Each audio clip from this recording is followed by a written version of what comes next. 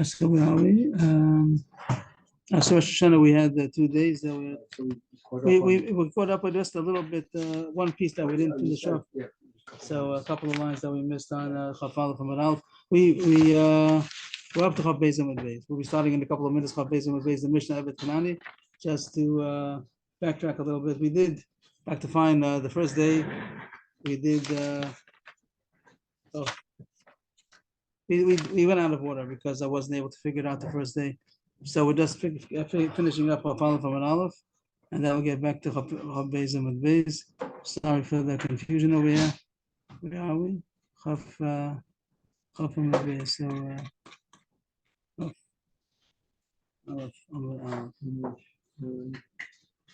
yeah. So if that's okay, just a couple of minutes on Chaf Aleph and Aleph. And he's talking about Gula B'Krovim.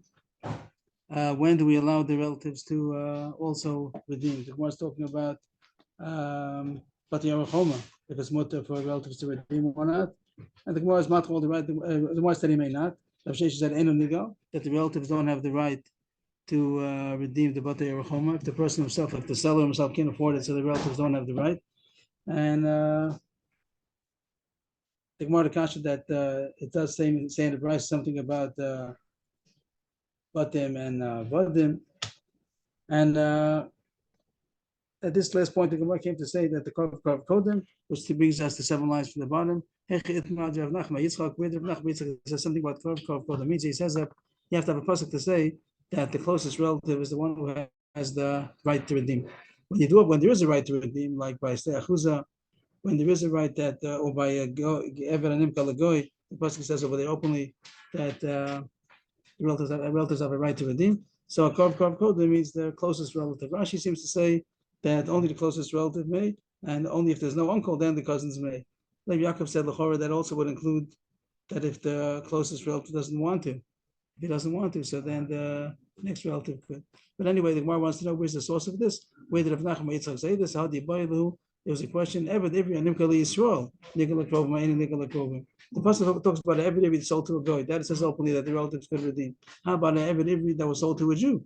And over there is there such a thing that the Krovim can redeem him. He himself could redeem himself. That it says that he can redeem himself. Could relatives redeem him? I'll leave it to Rabbi Loti. So Rabbi, a couple of pages ago, he said such a lesson that Agav, he was talking, he said that the Eved who's not Nigal Ba'ela, that's not Nigal, the following ways that it says that he could be redeemed. So over there, it's talking about the Eved sold to a goy, and Rabbi said that only somebody who is nigal be'ela, he's nigal with those ways. He's the ones who's nigal b'sheish. But Misha ain't nigal be'ela. I'm sorry, Misha nigal be'ela ain't nigal b'sheish. But he did talk about this term of Misha ain't nigal be'ela nigal b'sheish, which is referring to Eved Ivri Nimkol Yisrael as nigal b'sheish. And he says ain't nigal be'ela that he doesn't have kudos proven. Rabbi said beferish that Eved and Nimkol Yisrael is not redeemed by relatives. So that's not our question, is not according to Rebbe. But Rabbanan, I don't know how we know there's such a Rabbanan, but the Rabbanan, Rebbe didn't say like Rebbe. So what do they hold? Do you learn out Eved Ivri and Nimkal Yisrael from Eved Ivri and Nimkal Goy? Do you make the Xer Shav between a Eved and Nimkal the Goy to Eved and Nimkal Yisrael? Below Dash Yugolenu, or Dilma that Yugolenu, Lazer below Lachem. On one hand, there's a Xer Shav to tell you that they have the same halacha. And just like if he's sold to a girl, he could really be redeemed by relatives, or so too if he's sold to a Jew. Or the Dash Yugolenu, when it talks about a Eved Ivri sold to a girl, it says Yugolenu. They redeem him, and since it has him, maybe a darshan that it comes to exclude that Eved Ivri Nimkal Yisrael is not. So that's the most question. Back to the question again. I'll just highlight the question. Eved Ivri Nimkal Yisrael is a Nigal Krovim or ain't a Nigal Krovim. The relatives have the right to redeem the Eved Ivri who was sold to a Jew. Tashma, similar to what we had before, the same brisa. B'chol Gula Titnu. He said it's not. It doesn't really say that. It says B'chol Eretz Achuz Aschem Gula Titnu Laretz. When the bottom of Chafal. The Rabbos Batim Be'Eved Ivri. Same price as before. Before we were talking about the bottom. Now we're talking about Eved Ivri. Here it says that it comes to include that houses and Eved Ivri also is redeemed by relatives. And the Gemara thinks it says Eved Ivri. Eved Ivri means he sold to a Jew, must be coming to Mimar or something. Avrohom. When it says this word Eved Ivri, the Brisa says that there's a reboy to say that Eved Ivri is also redeemed by relatives. Is it not coming to mean an Eved Ivri is sold to Israel? The other things about each time the Gemara brings the Brisa, so it throws in the other one, which is not the subject. It says Batim and Eved Ivri. We're not talking about Batim now. We spoke about it before. The Sugi before spoke about what Batim means. Doesn't mean Batei Avrohom, doesn't mean Batei Chatzerim. But right now we're concentrating on Eved Ivri. It says over here, also maybe Kedai too. Here it says Eved Ivri. The Brisa says Eved Ivri. The whole Gula Titnu, the Rabbis Batim Eved Ivri, that Eved Ivri also is redeemed by relatives. Doesn't it mean Eved Ivri? My love, Batim means Batei Avrohom. It's not our subject. But Eved means Eved Ivri and Nimkal Yisrael. Doesn't it mean that? So it says Fresh Brisa that Eved Ivri is redeemed by relatives. The Gemara says no, I could be matched, not necessarily. Eved Ivri and Nimkal Goyim. That's what the pasuk is coming to be marble. That every Ivri that's sold to Goyim, he can be redeemed. And the more jumps up, that's a fresh pasuk. That's where it says the whole thing about do ben do yigalenu Eved Ivri and Nimkal Goyim. Hedik sebe do ben do yigalenu. That's the pasuk says that. You don't need a Russia here that it says b'chol gula titnu to tell you that even Eved Ivri and Nimkal Goyim, Eved Ivri and Nimkal Goyim is the pasuk. Of course, he must be coming to tell you something more. Eved Ivri and Nimkal Yisrael. So the Gemara Namad Bey says. Yigalenu was part of the pasuk. Yeah, that's why Yigalenu is part of the pasuk. Yigalenu. Right? And the Gemara says, Namad Beis,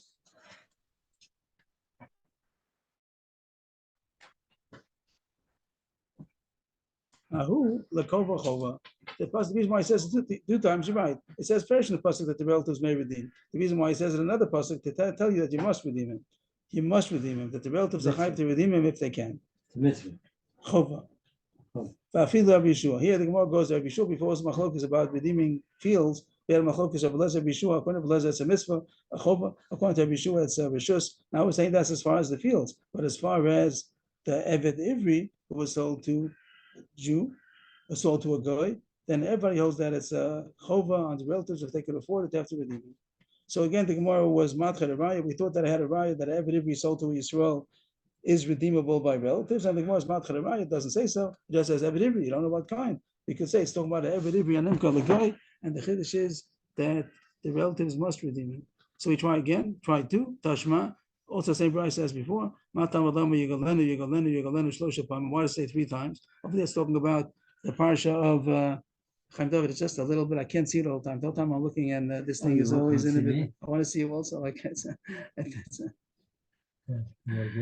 Okay. So it says you can learn it three times about a parsha of selling of a guy a Jew was sold to a guy. It says three times that the relatives should redeem him, can redeem him, should redeem him. Why does it say two extra times? The rabbis call agulos shenegolos kesei derazeh to tell you that there are other people that are also redeemed by relatives, other things besides the parsha is talking about, which is what we're looking for. Are there other things that are also redeemable by relatives? And it doesn't say what they are; it just says there are another two. Yeah, three psukim. One is necessary, two are extra. So it says there are other ones also. My love, but the Avrohom of Eved Ivri and Nimkal Yisrael. Are we not going to say that it's coming to be marbe these two things? Again, the Bat Avrohom is not our subject right now. It was subject before, but Eved Ivri must mean that it's coming to be marbe Eved Ivri and Nimkal Yisrael, that he's also redeemable by relatives. And once again, the Gemara says, "Lo, it's not. It just says two things. It doesn't say what it is. So it's up for grabs. So the Gemara says it's not. It's just coming to tell you, and which means. Stechuz, the pasuk says openly that the relatives could redeem it, and Batei Chatzerim, the pasuk says that Batei Chatzerim means the houses that are in an open, a non-walled city. It says openly that it says that it's considered a regular field. So after the Gemara jumps up over the end of the pasuk to tell you an extra pasuk Yigolenu to tell you that they're redeemable. Batei Chatzerim Badikazibu it says openly that God that the relatives redeem. You don't need a pasuk for that. The answer is Amrav Nachum Yitzchak the Karav Kodim to tell you that. Relative who's closest, the closest relative goes first. This was what we're looking for. This whole thing was to answer the question we said, Heicha Itmar, where was Avnacham Yitzchak said? This is the place where he was said. The reason why it says Yigalenu two times extra is to tell you this halacha. This explains here that the first relative, closest relative goes first. It doesn't mean any relatives are allowed to redeem. why would you The think closest otherwise? relative. You might think any relative is allowed to redeem. So we say no, only the closest relative. And that's because it says double time Yagilenu. Yes, that's 3 times. So Taisa explains how do you get 3 now. Shloshi Galenu, this Taisa here. A carve, who the carve, The Kodim. top one. Who? Oh, who? Shloshi Galenu, Asi Chad Legufe. One is necessary. The parsha is talking about that the Jew that was sold to a guy, the relatives redeem him. V'chad, Batei Chatzerem over Stei Achuza. The Kisiv V'chad Krot. Well, they're all the same. That Stei Achuza and the Batei Chatzerem is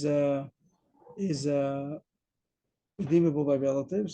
I'm not clear about that right now. Gufe means as a slave. Is that what it means? Gufe. The Gufe means the pasuk what it's talking about, the subject matter that it's talking about, that the Jew who was sold to a goy. And Chad Midrash Yigolenu Lazev Lo La'acher Lazev Lo La'acher Yigolenu. That was a different Rosh Hashanah to bring it down. I guess that the Batei Chatzem Stechuz that is coming to tell you that the first one carve Kodem. Yigolenu Lazev Lo La'acher. What's going on? The relative there last year? No, not the last one. Probably the middle one. The middle one of the Kasab Bate Chad. Chatzeri. That's what the Gemara said. But the Chazem is that the Gemara asked Kasha that's not necessary, and that the Gemara answered that it's the Kov Kodem. And the third one, Taisus is throwing in over here, that which I forgot which the Gemara said before, which one is coming to exclude that this one is redeemed by relatives and not something else.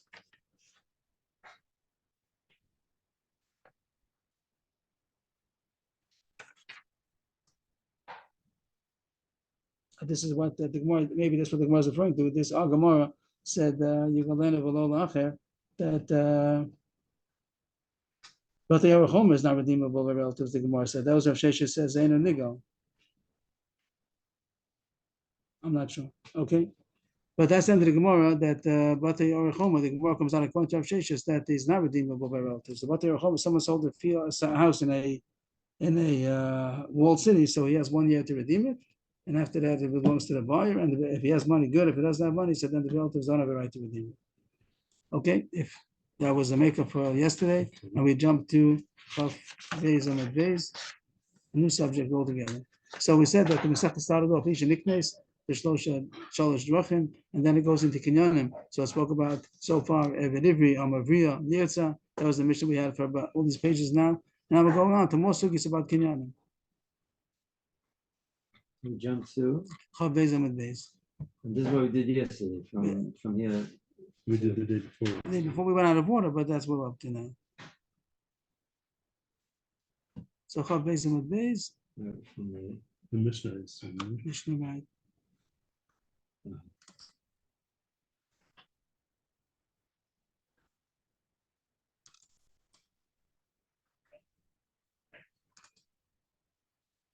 Eved Kanani. So we spoke about Eved Ivri. Eved Ivri, all kinds of Eved Ivri, Amavriya, Yirtza. Now we spoke about Eved Kanani. Also Kinyanim, everything's about Kinyanim. How do you acquire? The Mishnah is going to talk about afterwards about a behema, and then real estate, metaltlin. This is the whole parak about Kinyanim. Eved Kanani. How do you buy Eved Kanani? How do you acquire him? Nikne b'kesef u'b'shtar v'chazaka. 3 ways to acquire Eved Kanani. I guess you can buy from somebody. He's on the slave market, or maybe he sells himself. Nikne b'kesef u'b'shtar v'chazaka. Kesef means that the buyer gives money, shavapruta, to the one who's selling, and thereby he acquires the Eved Kanani. Shtar would mean like any time that you make a transfer with a shtar. So the owner of the house, let's say, would write a contract to the buyer. Without transferring any money, just Right, no money. Of course, there's a price, but the Kenyan is the shtar. And here, the owner of the Eved who wants to sell it to somebody else, so he writes a shtar that I'm hereby selling my Eved to you. It could be that the guy himself will write a shtar that I'm hereby selling myself to you, and he gives it to the buyer, and that's the Kenyan that now the Eved belongs to him. And Chazaka is going to see that means that the master uses, he uses the Eved. That also is a way of acquiring him. The fact that he serves him, that makes him an order. What? We're saying like giving an order. And he listens to the order. You know, he uses him. Like it's going to say that. Well, we'll say examples. He put on his coat. He put on his shoes. Whatever he does to serve him, so that he thereby becomes acquired to the master. That's the way that he becomes. 3 ways to become acquired. Kones asma. How does he get released? How does the Eved Kanani get released? Bekesef. Now the answer is going to be Bekesef and Shtar. Everyone says the answer is Kesef and Shtar. If we maybe just highlight that to make it a little bit clearer, that everyone agrees to the same point, that it's Kones Atzmo, Bekesef, and Bishtar. And everyone's going to say that. Bekesef and Bishtar, Rab Meir, Chachamim. But there comes in a side point about Kesef and a side point about the Shtar. But everybody says that the way that he acquires himself to be released is with Kesef and Shtar. Kesef would mean that the master is giving money. No, the master is getting money. I'm sorry, giving money is when he buys them. When he buys them, so he gave money. Now he's getting money. The master is going to get money. The Mishnah is going to talk about who gives him the money. And Shtar would mean that the master writes to get shechur. The master writes to get shechur, a liberation document. They had it together with Gittin. Get shechur goes together with Gittin the whole times. So he has to liberate that with Kanani, and he gives the shtar. Who does he give the shtar to? That's going to be also an issue in the Mishnah. But everyone agrees to this short principle that the release of Eved Kanani is two ways, either with kesef or with shtar. But let's read the Mishnah, but we won't be so clear now. It'll be a little bit ambiguous what the Mishnah is saying. The kesef al de'achirim or v'shtar al de'atzmo. Divrei Rab Meir. Rab Meir says that the only way, I'll say the only way, maybe the Gemara is going to change it. It seems the only way that the kesef can be a way of releasing the Eved is al de'achirim. Other people give money, not the Eved himself. The Eved himself doesn't give the money. Other people give money to the master, that with this money we want to release the Eved. That's called al de'achirim, and not al de'atzmo. Other people. He's not allowed. It might be up for grabs, up for discussion, but the words say kesef through others. Doesn't mean even through others, only through others. But other through others means that others would give money to the master and say, we're giving you money, and thereby the Eved should become free. The shtar al de'atzmo. And the shtar, the master writes a shtar that you are hereby free. Who does he give it to? He gives it to the Eved himself. Can he give it to other people? Also, it doesn't say. The Gemara doesn't have to figure out. But it does say kesef. Other people give money to the master. Shtar, the master gives the shtar to the Eved himself. Divrei Rab Meir. And the Chacham say the opposite. The Chacham Omer bekesef. Also they say bekesef and b'shtar, but they say the opposite. Bekesef al de'atzmo, that the Eved gives the kesef to the master, and by shtar, the master gives the shtar to other people. Mamash the opposite of Rab Meir. So both of them agree kesef and shtar. The question is who? Achirim atzmo. That's going to be the Gemara's discussion. Uvavashi bekesef v'shel achirim. The Rabbanan also agree that how is he going to get money? If he says that he gives money, he gives money to the master. How did he get money? How does Eved have money? So it has to be that other people gave him money. Rashi says they gave him money on the condition that the master shouldn't have a chiluk in it. The problem is, the thing that arises with money is that the Eved doesn't have any money, because anything he owns, if he finds something, he goes to the master. How's he going to give money? He doesn't have any money. So the Mishnah says that money has to come from other people. But this is called that he's the one who's giving the money. Other people give him the money, and they tell him we're giving the money that the master doesn't have rights to it. We're giving it on a condition that the master doesn't have any rights. So now you have money, and now the Eved takes this money and he gives it to the master and he gets free. And Rabbi Meir seems to say that that's also not good. So we'll leave it to the Gemara to figure out with us how that all reads. But now we go back to the beginning of the Mishnah, easy, and we'll take the first part of the Mishnah that says Eved Kanani nikna b'kesef shtar v'chazaka. The way that he is acquired is with a kesef shtar chazaka, which means that the master gives money or he gets a shtar from whoever owns him, and chazaka, that he uses the Eved. The Gemara asks, how do you know that Eved Kanani is acquired with kesef shtar v'chazaka? This is going to be easy. When it talks about owning Eved Kanani, so it says that you bequeath them to your children after you. After a person dies, not like Eved Ivri that goes out with Misa Sa'adam, and here it says that you inherit them to your children. The Resha Sachuza. Resha Sachuza sounds like the way that somebody would inherit an estate. So it calls him like a regular estate. Karka. The Kishin Akasav was the Achuza. The Pasuk compares the Eved to a Sada. Masa de Achuza Nikta B'Kesef Shtar V'Chazaka. That's a known. Which here the Gemara doesn't go into how you know that, but that's considered a known, a given, that karka could be acquired with kesef shtar v'chazaka. Okay, beautiful, simple. That there's a person that says that Eved is like karka. So therefore, all the kinyanim of karka also applies to an Eved. You might think that it's like Kasada also, 100%. Just like a field goes back to its original owners in Yovel, so too David Kanani, if you bought a Kanani from somebody, so it goes back to its original owner in Yovel, if he's still around, if the Eved is still alive. The Pasuk says that you work for them forever, and here Lola means forever, forever, not only Lola of Yovel, it means forever. So therefore, it doesn't go back in Yovel. Once you buy an Eved, it's yours forever. And it goes to your Yoshim, and it doesn't go back in Yovel. So we finished the first part of the Gemara. We can make 2 dots over here. This is the first thing. We found out, how do you know, where do I go to till here? This is the first sugya, and it told us, how do you know that Eved is nicknamed because of Shtar v'Chazaka? The answer is because it says the Vesha Sachuza that Eved is like Karka. Just like Karka nicknamed because of Shtar v'Chazaka, so too in Eved Kanani. New subject. Tana. Chalipin. The Brisa says there's another way to be Kona and Eved Kanani. Chalipin, which means you exchange, a barter, sudar. With a different Eved?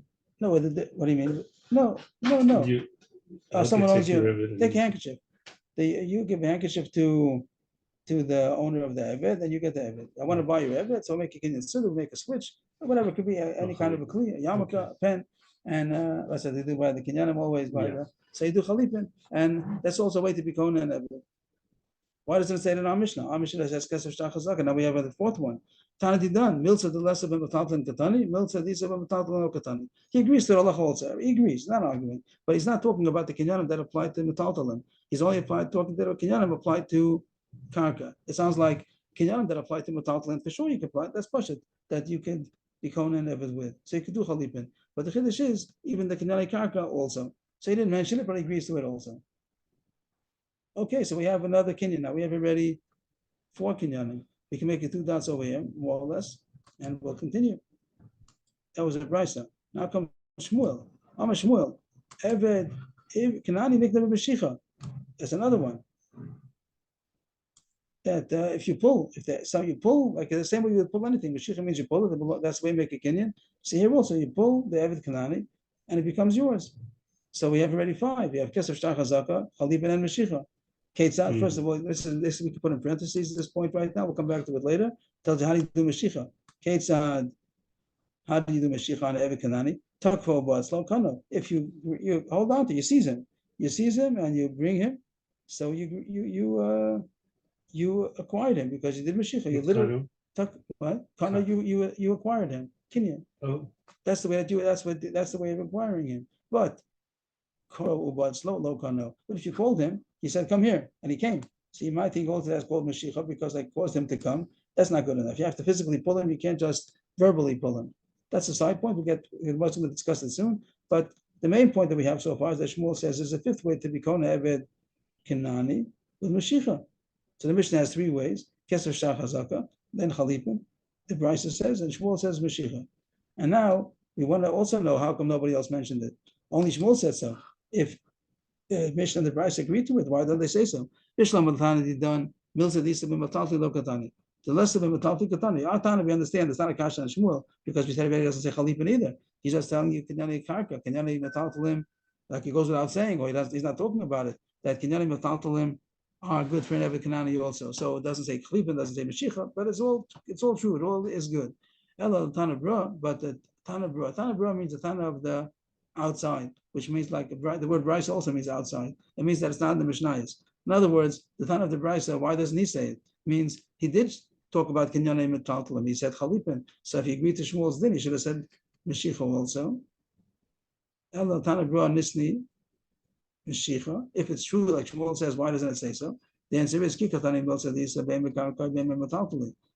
That he only listed things that apply to both Karka and Metaltalim. So he added on Chalipin. Chalipin, it says here, is good for Karka also. You can make a Chalipin on Karka. So that's why he says that not only the 3 of Karka that are solely Karka, even Chalipin, which is also Metaltalim, but Meshicha, the Metaltalim Isa, but Mekarka Lesa, Lokatani. He also didn't talk about something which is only by Metaltalim. It seems that that's also Pshita. Pshita, that's something which applies to Metaltalim only. I'm not sure what the Svara is. That goes without saying that he can be Kona and Eved. But the Chiddush was the Chalipin, which is for Karka and Metaltalim. So he did list that. And the Mishnah only says things that are only Karka. It comes out, that's the end of the Sugya, more or less. We're going to continue more about Mashicha, but it comes out, everybody agrees to everybody. Nobody's arguing. That's not arguing about what we're talking about, but everybody agrees to all the facts that he can be Kohen and Eved with 5 ways. Kesef Shtar Chazaka, also Chalipa, and also Mashiach. Next, the Gemara talks about what we put in parentheses before. It's good. But we spoke about parentheses before, that the way to do Mashiach is by physically pulling him, not by calling him. And that's what the Gemara is going to talk about. Ketzah, Takfa, Bo'et, Slow, Kano. Karo, Bo'et, Slow, no Kano. Shmuel said that if you pulled him physically, that's how you do Mashiach. But if you call him when he comes, it's not called Mashiach. But Marzakasha, for Karo, low, if you called him when he came, it's not Kona. But Tanya, I bring you a brisa that you see that calling him is also called Mashiach. Ketzah, B'Masira. This is the side point. It's talking about an animal. How to make a kinyan on an animal. Kesad b'Masira. How do you do kinyan Masira? Masira is another kind of a kinyan that means they're transferring over the authority, like giving over the reins. So giving over the animal, even if he didn't do Mashiach, he didn't pull it, he didn't pick it up. He just was given over the some kind of an authority on the animal. How do you do that? If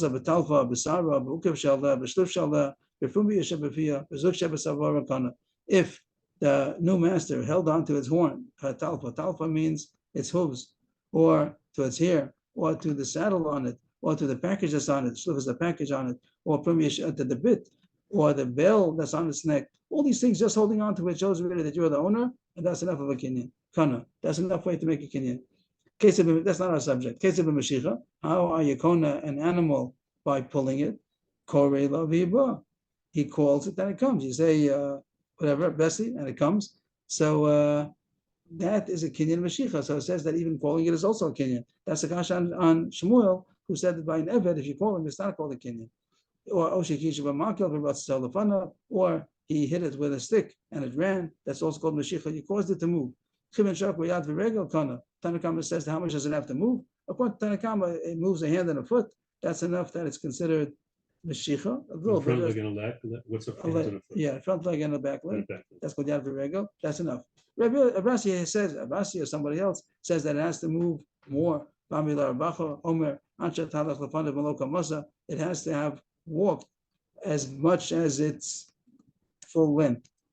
If the animal is 2 meters long, it has to walk 2 meters. Whatever it is, it has to get out of its whole space. That's a side point, how much is called Mashiach. But anyway, what do we want from this brisa? That it says the way to do Mashiach on the animal is by calling it. So how come Shmuel said that the only way to become an Eved is by pulling him, not by calling him? That's a kasha on Shmuel from the brisa. The answer is Amri. They say the answer is Behema adaita the mora azla. Eved adaita the nafshei gazel. An animal, when you call it, it comes because you called it. You forced it to come. So an Eved, you don't force it to come. You say come, and he comes. He decided to come. That's a very deep, I think it's a deep principle, that an animal is different than a person. A person who listens is because he decided to listen. So it's his own volition that he did it, even though it could be because of schar b'onish, he's forced into it. After everything is called that he made the decision. By an animal, the animal is called instinct, pre-programmed. So whatever you did in order to train him, that when you call him, he comes, that's called that you forced him to come. It's calling you forced the animal to come by calling him. But by a person, it's not called that you forced him. It's called that he came on his own decision. So that's why if you called an Eved to come and he came, you're not calling it because you didn't force him to come. He came because he wanted to. We're explaining Shmuel. Right. That Shmuel shouldn't be difficult from the brisa. Yeah. Right. By an animal, it is called that you called him. When you called him, you brought him. Yeah. But by an Eved, it's not. The Gemara says a very interesting thing. Ravashi Eved Kotan Kibeim Adami. A minor Eved is like an animal. That if you called a minor, a boy, a 12-year-old boy, an Eved Kanani, told him to come, and he came, that's called that you pulled him. And it's different than an adult. An adult comes because of his own volition, he made a decision. A katan doesn't have decisions. A katan, you forced him to come, same way an animal, when you train him. So a katan could be trained, and he's pre-programmed that he listens to you. But that's not called that he made a decision. This is my bar mitzvah drasha. Really? Then I try to tell the kids that good kids. He's been a 10-year-old, 11, since he's born, he's been a good kid. And now he's bar mitzvah. So he thinks he's continuing being good. So I bring out this Gemara. I think it's a very nice point that a katan is not called that he's making decisions. Even if he thinks he's making decisions, but he's really pre-programmed. Yeah, and even if he has everything is you put into him. That's what he's supposed to do. He's supposed to do chinuch and supposed to put into him all the good good ideas, and he's doing it, but that's called deprogramming him. And he's not, he doesn't have his own essence of making a decision. So even if he's been good the whole time for all the grades, he's been great since till 8th grade, and now he's coming to 8th grade, he's coming to be bar mitzvah, now he's going to make his own decisions. And even if he had the same ideas before it's called he was pre-programmed. You have a good kid, a good child, it's just called like he was programmed well. But it wasn't his own decision. But now that it comes by mitzvah, now it's his own decisions. So that's I think, a good. My brother went to source. play across the street with his friend Bruce, and the mother said, "Well, he's not here." So he walked into the living room, and then he walked back and he said, "Thank you for the nice time." His friend wasn't there; he couldn't play with him. So who did he thank? Who did he thank? The mother. Yeah, I said, "Thank you for the nice time," and he left. Saying he was programmed. So much so that the mother had to call our mother To say how say, good a "You know what he program. just did? He's well trained." Okay, that's the end of that sugya. So what have we learned so far? To sum it up, we learned that every Kanani has a way to be him is kesef shtar chazaka chalipin and mashicha, and that's the point about mashicha, that by calling an eved who's an adult is not called that you brought him. You didn't pull him. He came on his own decision. That's not called mashicha. But eved katan would be called that you pulled him by calling him. If you listen to you, that means that he's already programmed, and now that you said to come, you're the one who caused him to come. So we finished the sugya of the 5 kinyanim of an eved kanani. But now he continues about how do you do chazaka. Tani Rabbanan, Ketzer b'chazaka. What's an example of chazaka, which we didn't talk about yet? I just said myself that it means that you used him. But the Bryce is going to elaborate on this kinyan chazaka. Ketzad b'chazaka. So it says all kinds of service that the Eved did to the master. Hitelo menolo, oholachelo achav lebeis amerchatz, Evshito, Herchitzo, Sacho, Gardo, Elbisho, Enilo, Igbio. All these cases kind of. So to translate that, he untied his shoes, he took off his shoes. The Eved took off the shoe of this master, he became the master. He took his clothing after him to the bathhouse. The master going to the bathhouse, and this Eved, he carried his clothing, or his towel, whatever it might be. So that's considered that he's acting as an Eved. Hefshito, he helped him to get undressed. Herchitzo, he washed him. Socho, he anointed him, smeared him with oil. Gardo, he scratched him, some kind of back scratch, whatever it might be. Elbisho, he got him, helped him to get dressed. Enilo, he put on his shoes. Higbio, he picked him up. Who picked who up? The Eved picked up the master. So what could it be? I'll give an example. He helped him to get up onto his horse, whatever. He picked him up in a way that he did a service to the master. All these ways are kona, because that's called chazaka, that the master used the Eved. The Eved served the master. That's called the kinyan chazaka. The Brisa continues, and Rabbi Shimon talks, and the Gemara's difficulty what he's talking about. Rabbi Shimon, that's still part of the Brisa. Lo te chazaka gedola me'agba. Chazaka can't be greater than agba. If chazaka is good, then surely agba is good.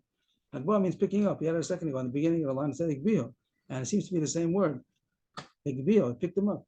Chazaka is not greater than. Chazaka should not be greater than Hagbah. Means Hagbah is bigger than Chazaka, like it says at the end of the line. Shagba kona b'chol makom. We find Hagbah's kona other places also.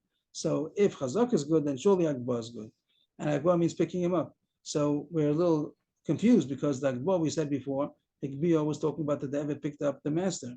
That's what the Brisa said. All kinds of service. Yeah, and one of them, the last one was picking him up. Right, who picking who up? The Eved picking up the master. Yeah. And now that talks about Rabbi Shimon says that Chazaka, that Hagbah is even greater than Chazaka. What kind of Hagbah is that? The regular Hagbah is talking about that you pick up the thing. When you how do you do Hagbah? You want to be calling something, so you pick it up. You pick up the item. That will be in this case. It will be that the master picked up the Eved. That's not what we're talking about. We're talking about that the service that the Eved did to the master. The Eved picked up the master. So why is Rabbi Shimon bringing in something about the master picking up the Eved? That's what the Gemara is going to say. It doesn't make any sense. My Koma. Wait, it makes sense to me. The list of all kinds of services, he took off his shoes, he dressed him, he put on his shoes, right? All these things. All those things are chazaka. Right. What's chazaka mean? Ways that Eved is serving the master. That's how come the master is Kona. Yeah. And the last one was Igbio. He picked him up. Who picked who up? The Eved picked up the master. And that's the way of serving him. Very nice. Then if Shimon comes in, seems from left field, he says that Hagbah is greater than Chazaka. What's Hagbah? If the master picks him up to acquire him. Right, that's what it's that's what the Gemara is going to say. That he's changing subjects. Till now we spoke about Oh, because we thought he meant the Hagbah. Right, because that's what we spoke about. We spoke about picking up the master. So that's the question might come on. What is Shimon talking about? Ravashi, Igbia Hula Rabo Kano. Igbia Rabo Lo Kano. We're putting into the Tanakama that Tanakama doesn't hold of that kind of Hagbah. Tanakama only says if the Eved picks up the master, then he's Kona because he served the master. But if the master will pick up the Eved, Lo Kano. That's not a way to be Kona the Eved by picking him up. If the master picks up the Eved, he's not Kona him. And if Shimon argues, he says he is. And this, if Shimon argues, Rabbi Shimon, that if Chazaka is good, then surely Hagbah is good. Chazaka shouldn't be greater than Hagbah. Hagbah is always Kona. Other places also in the Talmud. So therefore, everybody holds that the service of the Eved of picking up the master is Kona. The question was, is there such a Kinyan Hagbah? The same way you pick up sheep, can you pick up an Eved Kanani to be Kona? Tanakama says no. Rabbi Shimon says yes. And Hagbah is a kasha about the back. This was all I could put in parentheses because with the continuation of the Gemara is not going to be the subject. So I'll put Rabbi Shimon into parentheses with the whole explanation. Rabbi Shimon says that if the Eved picks up the master, if the master picks up the Eved, is also Kona. But I put that in parentheses because the Gemara is not going on that. It's going on the Brisa before that said that if the Eved picked up the master, he's Kona because it was a way of serving the master. And this Gemara is a kasha. Hashtag the Amrit. If it's true what he said, that if the Eved picks up the master, he's Kona, the master's Kona the Eved because it was a service to him. If the Jew had relations with the Shifra, so he's lying on her. So of course it's also a Jewish man's not allowed to have relations with a Shifra. But if he did, there should also be a way of being Kona her because he was elevated by her. The fact that he was lying on her, he was elevated by her. It's also kind of a use. He's using her. He's benefiting from her. The fact that he had relations, and he should be Kona her. And the Gemara says that's not true. Like you're not Kona. You're not Kona Shifcha by having relations with her. We're saying that it's as if she picked him up. Yeah, because he's elevated because of her. He's off as much as he's lying on her, so he's elevated because of that. And I would ask that that's called she's serving him. So I think, I'm not saying it was a possibility, that isn't just the point about being elevated. The point is that he's benefiting from this elevation the same way if you would help him, if Ever would help him get up on a horse or something like that, or help him go up a step. So he benefited from it. This is also kind of a service that the Shifra is doing because he's benefiting from it. That's what the Gemara seems to continue if there's a benefit over here. So if he just would be lying, but he doesn't have any benefit from that, then it wouldn't be called Hagbah, I think. But that's the Gemara's conscious that if you say that being elevated by the Eved for a useful purpose would be considered a Kinyan, so too it comes out that a Shifra, if you have beer with the Shifra, he should be Kona. Of course, it's also an Avera. It's Avera to have a beer with a Shifra Kananis, but he should be Kona her. The Gemara answers, it's only considered a service when the Eved is mitzvah. It means that he's picking him up, he's working, even if he's going to help him to get up onto a horse. But it's considered a service to the master because the master is the one that's benefiting. But if both of them are benefiting, then it's not considered a service. And here, the point that they're having relations, the woman is also enjoying the relations. So it's not considered that she did a service to him. It means that the point of the Gemara is not just physically being elevated. It has to be that she's serving him. But since having relations, she's benefiting it, she's enjoying it as much as he is. So it's not considered that she served him. The Gemara asks, still there'll be a way of being Kona. Shalokadaka Ma'ikalaman. But the Gemara thinks Shalokadaka, anal relations, the Gemara thinks that that's considered Shalokadaka in a way that she's not benefiting from it, and she's Mistaya, and he is being benefiting, and he's elevated, so it should be Kona, and that's not true. Maybe by Shalokadaka also she enjoys it. Maybe she enjoys it also. The Gemara doesn't take that as a given. Since she does enjoy it, so then it's not considered a Kinyan. It's not considered that he's using her. Both of them are enjoying it. Here the Gemara says that Vishlo Gedarka is also enjoyment to the woman, or some kind of enjoyment. And also another reason to say that both have the same din, Mishkevei Isha Kasif, when the person talks about relations with a woman, it calls it Mishkevei, which is plural, lying with a woman in the plural. There's a hekesh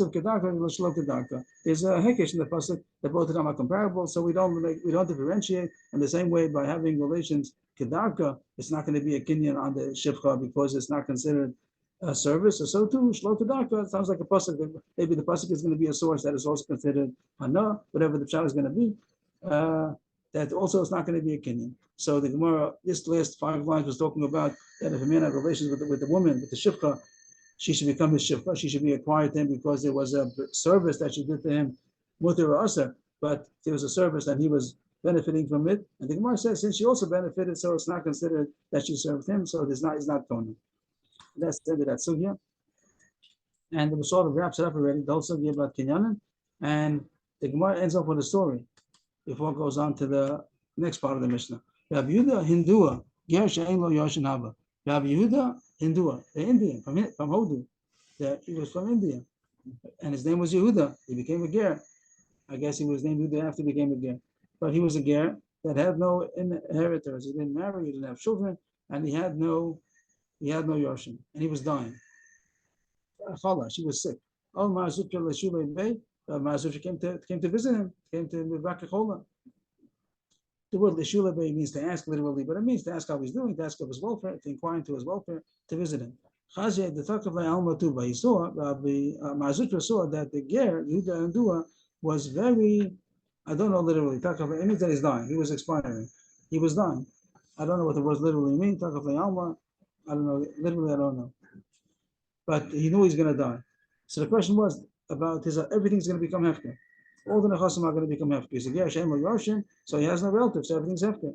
So there was Eved over there, and he wanted to be koned Eved. It's going to be hefker. It'll be hefker in a minute. As soon as he dies, it's going to be hefker. Who went to Koned? Ma'azutra, the visitor. The ger is dying. Everything's going to be hefker. Yes, I imagine also there was probably maybe a house, everything. Maybe the house was not his, whatever the case was. But there was an Eved that Ma'azutra said, if he's going to die, I'd like to get him. So he wanted to make sure that he should get him. And the Gemara is going to talk about if that's what we'll see in a second, but let's give a preview. If the master dies, is the Eved Kohen himself? Maybe the Eved Kohen himself automatically. Maybe the Eved Kohen himself automatically. So it's too late. If Ma'azutra is going to come and grab him after the owner dies, maybe it's too late. Because he's already Kohen himself, went free. So he had an eitzah how to be Kohen. He put him into service before the master died. So when the master died, he was already in service of Ma'azutra. So that's chazaka. Amalei la'avdei, Ma'azutra said to the Eved of the ger, Shlofu Nisani, V'amtinu lebesa, take off my shoe and bring it to my house.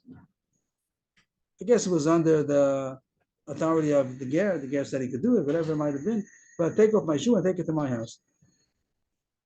And what was the consequence? What happened?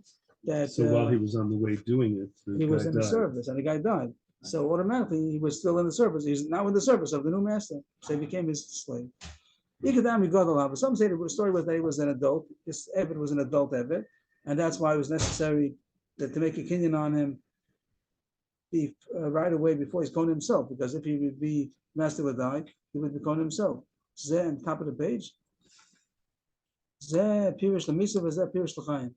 So the idea of the Gemara is to say that as soon as the master died, so he became the new master. How does it fit into the words? It's not so clear. There's an easier gersa.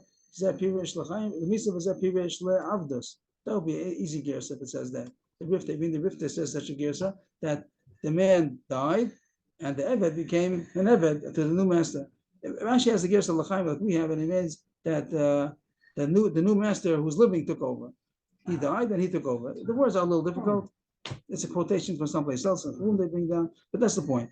But he only had to do this if he'd be a Eved Gadol, because then he would become himself. But Eved Katan, if he would have been a minor, he wouldn't have had to, because the Eved Katan is not able to become himself. He doesn't have the ability to become himself. So then he could have waited till he died, and then he could have said, "You're my Eved." Then he could say, "Take somebody hand, you're my Eved, and take my shoes off." But Ikadam Yukatan, but some say that even by a minor also is necessary to do this trick, because the Eved Katan also can become himself. And that's not being done Machokis Tanoim with the law Abishol against Abishol. Abishol is going to say that a Katan, you cannot. Abishol is going to say he cannot acquire himself. So according to Abishol, it wouldn't have been necessary to do this trick if it would have been Eved Katan. But the low Abishol, that this Ma'asutri held not like Abba Shalom, that even Eved Katan also could acquire himself. So it's necessary to do this trick, even for an Eved Katan. The Tanya, Geshem Esav, Bizbuzu Yisrael Nechasav, a ger that died, and all the Israelim came and took his property. And that's what the word Bizbuzu means. Bizbuzu means to take presents. Like the word Vazvez in modern Hebrew means to waste, but it's not really, it's not sourced. The Pasuk talks about it when it says about giving presents, it's called in the Bizbuzu. So it means that they all grabbed for free. They got the ability to get his nechasim. How about Abadim? Why ben Abadim? Let me just make it bigger.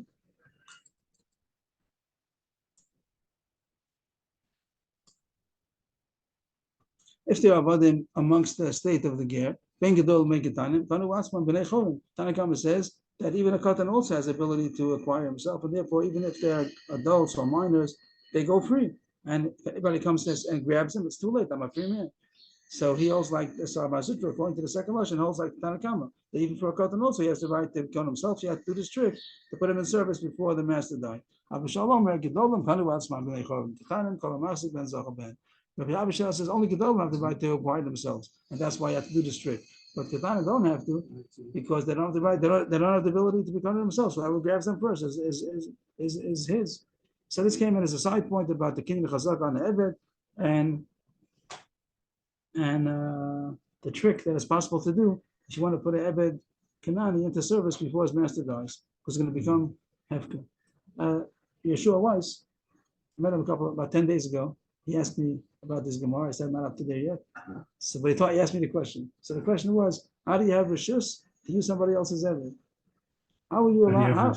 How was he allowed to use somebody else's Ebed to take? He was still alive. To do the trick. To do the trick, because it still belongs to the master. Well, you said maybe the master gave him. So that's what I tried to put in, that the master doesn't mind. He said, can I ask you ever to do something for me? Right. So he said, yeah. And maybe that's also called that it's in the service of the, once he died, he's still in my service already. While he was alive, he's doing his service. But once the master dies, it's called doing it for me now. Maybe. Maybe, but if you asked him and he said yes, then it means I'm giving you permission to tell him to do something for you. Like under his jurisdiction still. Okay. So that's what I was wondering, to answer the question. So we finished the first part of the Mishnah. We spoke about how do you acquire an Eved. We came up with 5 kinyanim: Kesef, Shtar, Chazaka, Chalipa, and Meshicha. And Meshicha, we said you have to physically pull him. If he's Eved Katan, you can even tell him to come, but Eved Katan, you tell him to come, he did it on his own. Then the Mishnah continues about how he gets released. So here, everyone says, we said Kesef and Shtar. Those are the 2 ways that Eved gets released. Either Kesef or Shtar. The master gets Kesef, and he asks how he frees. And Shtar, he gives a Shtar, and he gets free. Shtar Shechur. But the Mishnah talks about Atzmo, Acherim, who's doing it? Is David himself doing it? Is the Acherim doing it for him?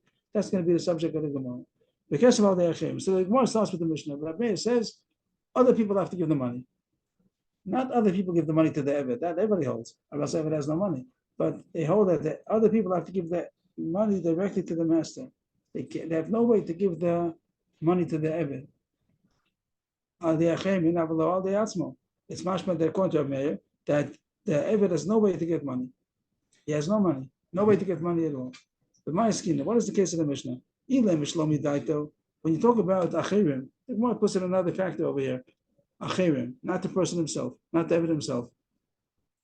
Does that mean that the Eved agrees to be freed? It means Gemara's going into the subject, do we have to have the consent of the Eved in order to be freed? Of course you don't have to. The master doesn't have to have the consent of the Eved.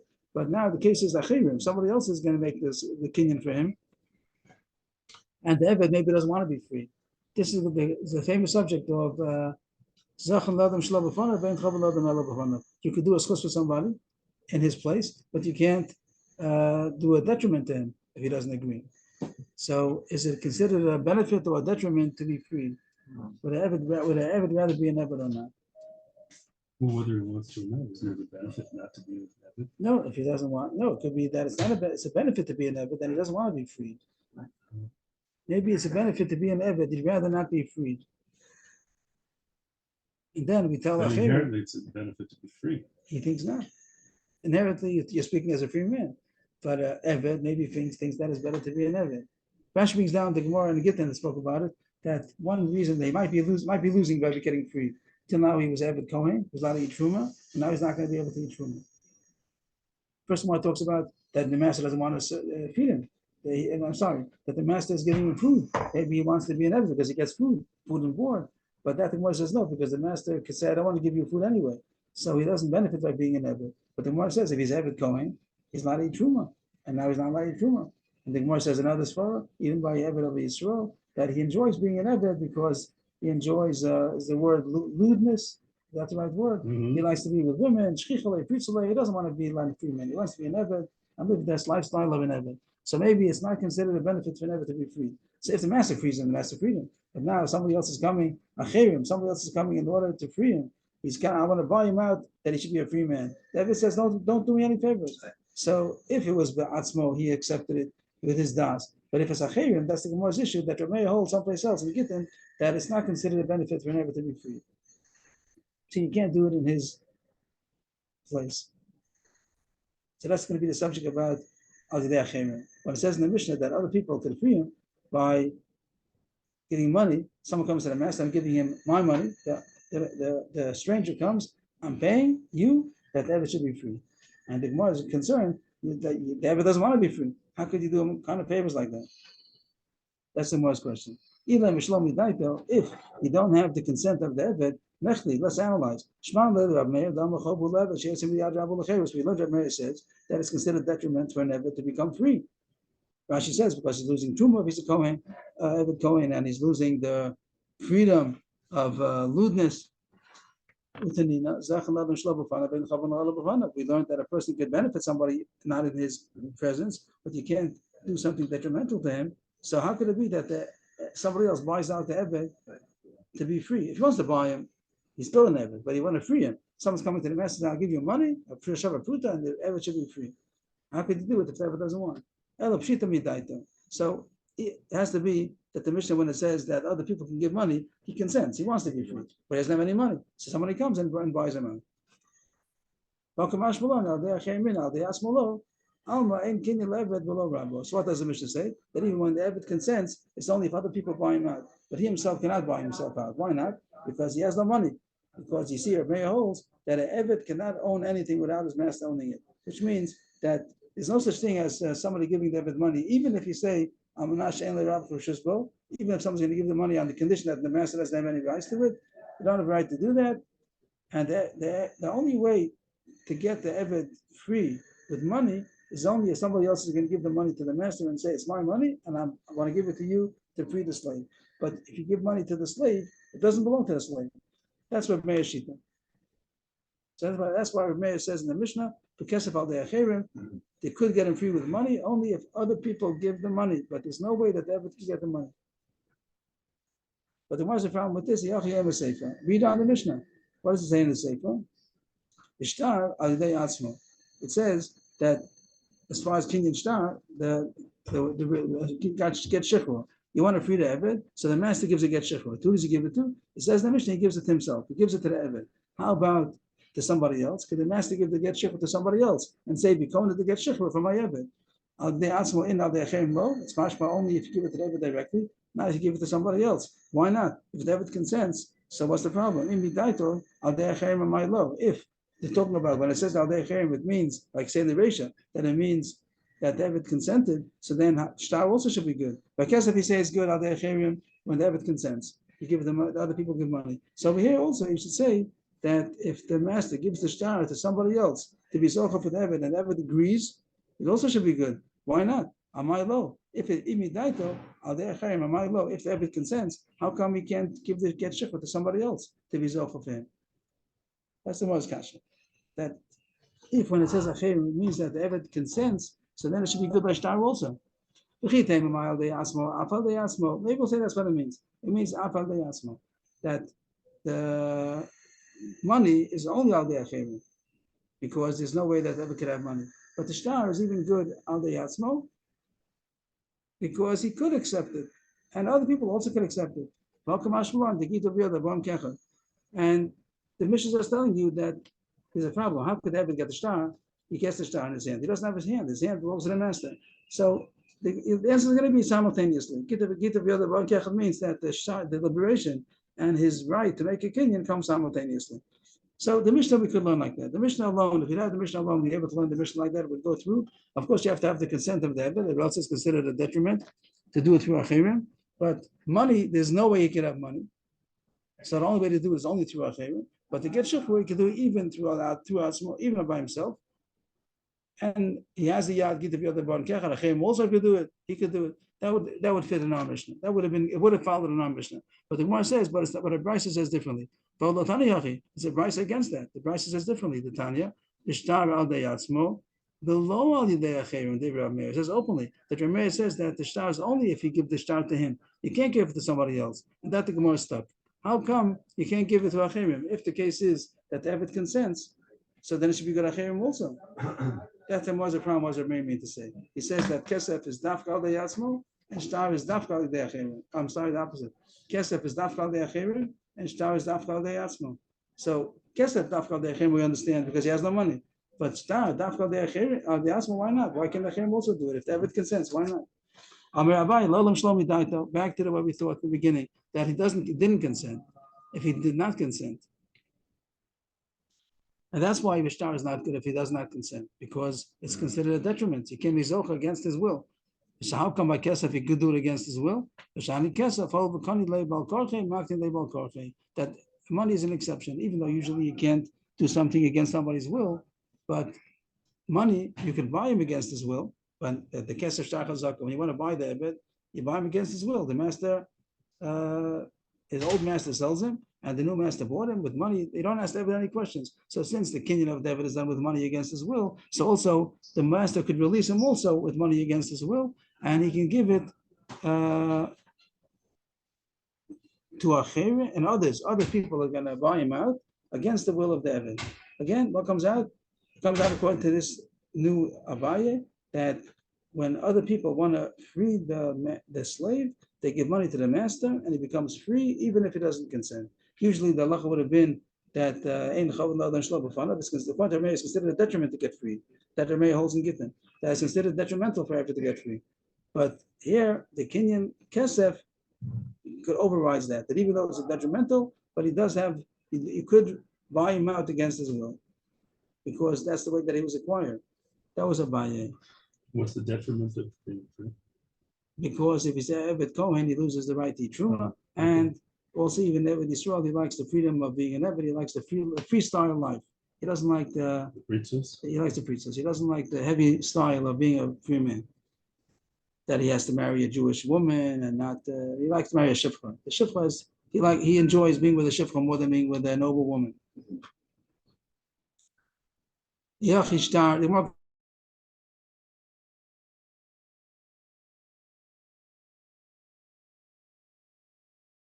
Release him against his will, not only if he agrees. Gemara says no, shtar is different. The shtar that acquires him is not the same shtar that releases him. It's two different kinds of shtar. It's not the same thing. The Gemara is asking that the money that you bought and the money that you're selling him is also not the same coins. All coins are the same because the currency is all the same. The minting is all the same. So that's why. So that's the second coin to Abaye, that it's true that the Eved has no way to have money. So the only way that it can be acquired with money, released with money, is only if somebody else gives the money. He doesn't have to agree. He doesn't have to agree because there's no halacha that Kesef, he came in, he goes out with money, even against his will. Shtar, you could give to the Eved, also against his will. You could give it to others only if he consents, because that you can't be. Someone can be zochah of him if he wants, but if he doesn't want, you can't be zochah with a shtar against his will because they ain't chavanah the middle of. And it's the special chiddush is by money, because the money was brought him in to be an eved, takes him out to be an eved, but the shtar is considered a different shtar. Rav also agrees to the same yisod. Rav Amar kesef kabbalas rabba gamolo, shtar kabbalas achim gamolo. Rav says he also agrees to what's happening in the Ma'aseh. Rav also agrees that the kesef, you could free him even against his will, but for a different reason. The reason is because who gets the money by releasing him? The master gets the money. So it's true. Other people give the money to who? To the master. So the master has the right to do what he wants. The master can release him against his will. But the shtar, the master has to give the shtar to somebody. So giving it to against it, then it's Kabbalah Sachem is the one that's what's causing it. Just to get the translation, by the Kesef, the receiving of the master is what causes the freedom. That the master is the boss. But the shtar is the receiving of the Acherim that is going to cause the redemption. And then he can't do it against his will.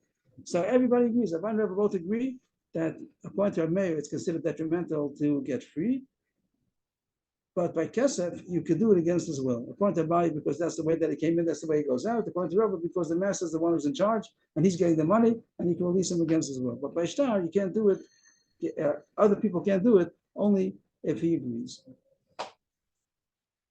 If you go further a little bit, the Chacham are opposite. And what did it say? That the Rabban held that it is considered a benefit for ever to get free. That we had over there in Gittin, they argue. They held that it is considered a benefit for ever to get free.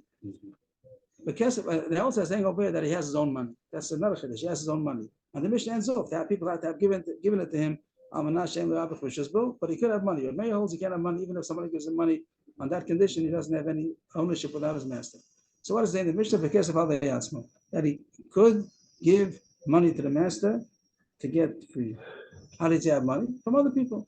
Because of in law, but it's mashma that according to Rabbanan, he cannot. Other people can't give money directly to the master in order to free the Eved. Why not? Why not? Even if it would be against his consent, he might say Acher means that he doesn't know about it, and that's why it's not good. The Rabbanan say that it is considered a benefit to get freed. Rabbanan say over there in Gittin that it is considered a benefit to get freed from his master. We learned if that's the case, that you could receive something for somebody else if it's considered a benefit, and this is considered a benefit. So what's the problem? How come other people cannot redeem him with money? Maybe you want to say that, of course, other people could do it also. The chiddush is even he could do it, even he can give money, and the chiddush is going to be that he has money. The chiddush according to this would be that, of course, other people could redeem him for money. The chiddush is even if he agrees. The chiddush is only that he also could have money because yesh kin level below but that it's possible for Nevi to own money if someone gives him money with the condition the master shouldn't have any right. Yachi and Sefer, read on. It says in the Mishnah, B'shtar de'achem v'lo de'yasma. They say by shtar is the opposite. Other people get the shtar and he himself does not get the shtar. Why not? Doesn't make sense. But we do hold that he has a yad. Why can't he accept to get shikra by himself? So what we're going to say, this is the way we're going to learn the Mishnah, that it's good anyway. Kesef, shtar, himself, others, everything is good because money, he can get money, so he can leave in al yasmo, and shtar, it's considered a schus. That's what Mishnah would mean. That is good. Anyway, mix and match, whatever you want. That kesef is good, even his own money, because he could have money, and shtar is good, even now they even if he doesn't consent, because it's considered, for sure he wants to consent because it's considered a schus. So then the question is, Yachi, now vinu v'nisninu, why does the Mishnah say it all together? It should have said like this. It should have said v'kesef u'b'shtar bein al deyachem bein al deyasmo. It should have said like that. If you mean to say that anything is good anyway, so it should have said kesef shtar, no difference if it's him or somebody else. So why does the Mishnah sound differently? Ella v'kesef bein al deyachem bein al deyasmo. But b'shtar al deyachem bein al deyasmo. The Mishnah doesn't want to say that. The Mishnah doesn't. The Gemara wants to say the Mishnah doesn't mean that everything is good in any case. Kesef is good either way. So when the Mishnah says kesef al deyasmo, means even al deyasmo. He has his own money also. But when the Mishnah says shtar de'acherim, it means dafka al de'acherim, not al deyasmo. And he seems to say that he doesn't hold gita v'yada ban kechad. Rav Shimon ben Elazar, who the Tanya, Rav Shimon ben Elazar Omer, af b'shtar al de'acherim v'lo al deyasmo. That we have to go. We'll continue again tomorrow from here. But Rav Shimon ben Elazar, the whole seems to say that you don't say gita v'yada ban kechad. So it's only going. So by the kesef, he's giving the money. He's giving the money to the master, so the master could free him, and he has money. Other people could give money to the master. He can give money to the master.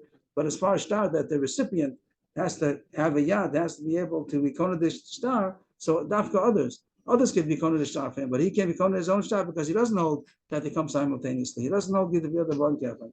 And the Gemara continues about Shalos Mufakis V'Dova. We have to continue more. So we're up to around here. Okay.